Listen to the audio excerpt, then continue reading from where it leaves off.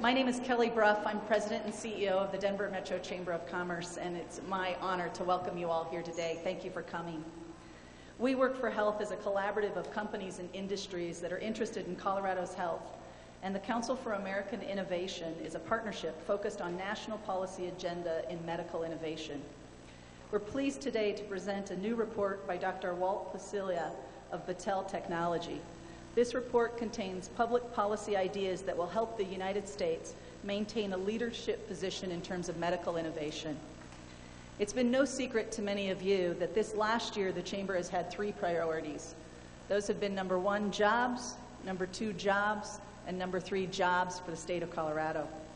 In fact, you could probably argue that our focus through our Economic Development Corporation has been jobs since the mid-'80s after the oil bust. Back then, the Chamber realized that we had to diversify our economy to be successful and to achieve the future we wanted. And bioscience was a critical cluster that we have focused on in the last decade to really try to make that difference. The hard work of Tom Clark and the Metro Denver Economic Development Corporation has really focused on bioscience. In particular, we've done a great job of attracting bioscience companies, and we've been so successful that a number have been bought out by organizations larger than them outside of the state. We also know this kind of innovation requires capital. And we've done better than the rest of the country in terms of capital, but still we know more dollars are needed. It's so critical that we help influence public policy that not only puts capital in the hands of companies and innovation to create innovation, but also to influence a business environment that allows our economy to thrive. So with that, we look hugely forward to today's recommendations of public policy that will help the United States maintain a competitive edge in the medical field. Please help me welcome Dr. Pacillia, Senior Advisor for Battelle Technology. I want to highlight a couple of things before he comes up, though. He's had the distinct honor of working directly with 3 governors and has consulted in bioscience in over 42 states. Of course, we all want to know what 8 have been missed. His expertise has served America's generation of scientists at 5 universities and most recently at Johns Hopkins and Carnegie Mellon. It's truly my honor to introduce Dr. Pacillia. Please help me welcome him.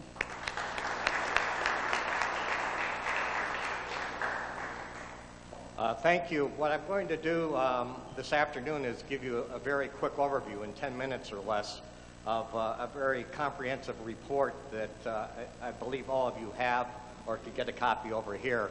The Council for American Medical Innovation, chaired by former Congressman Dick Gephardt, has asked us to put an agenda together after a very diligent review by experts around the country, including those in Colorado and other parts of the West, in terms of where the country needs to go and what needs to get done.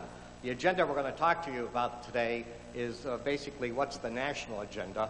I think you'll find this agenda fits very well with the work that Colorado has done in recent years in 2003 and the update in 2008 of the Colorado Biosciences Roadmap and Strategy, and complements well some of the gaps that you're addressing already and have jumped the gun compared to many other parts of the country to really build a stronger bioscience, both an industry base, a critical mass of research, but also getting that research to the patient, to the bed, and to practice.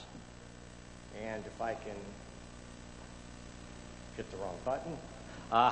The CAMI effort began several months ago when we interviewed about 72 experts from industry, from universities and medical centers, from patient advocacy groups, from foundations, from state and regional biomedical organizations such as those here today, and investment and venture capital executives around the country.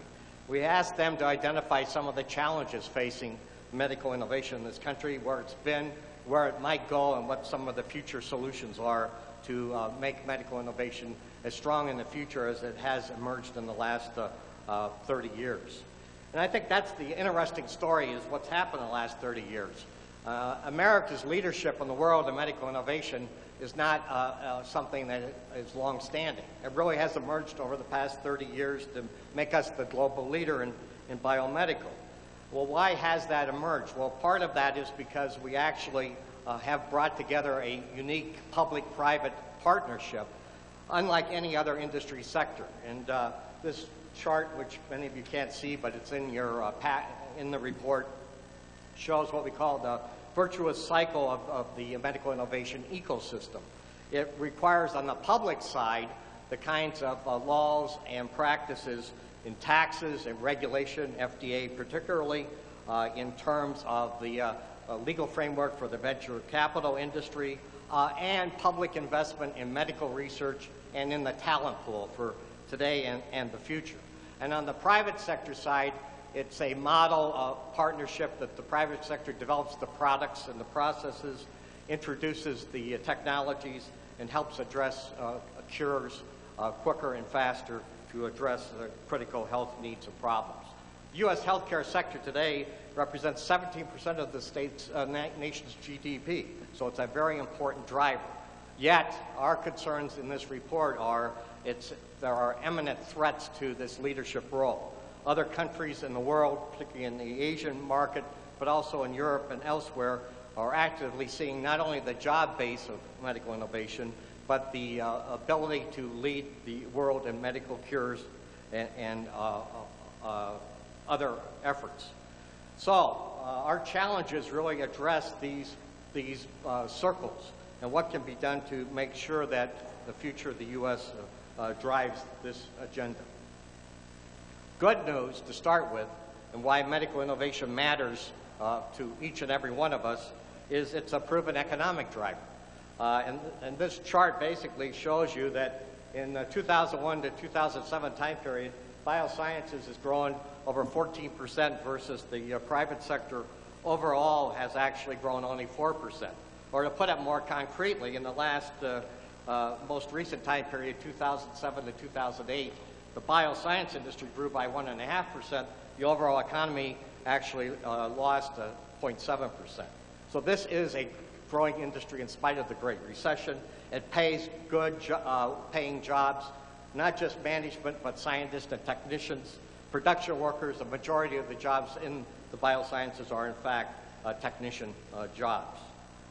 In terms of medical innovation, why it matters, it's also because it addresses critical health needs. Two parts to that. One is it actually improves the quality of health care and results in better health outcomes. And the second part is it actually can reduce the cost in the future of medical care, something that a lot of people tend to overlook. The assumption has been that medical innovation increased cost when in fact there's hard evidence to the contrary, as cited in this chart and the report. Let me make it more concrete. If Alzheimer's, we found a cure to Alzheimer's, we could extend the life of 1.6 million people by 5 years. That's good. But we would actually save $50 billion in healthcare costs in 5 years and over $100 billion in 10 years. So you can see why medical innovation could be so critical to reducing healthcare costs in this country.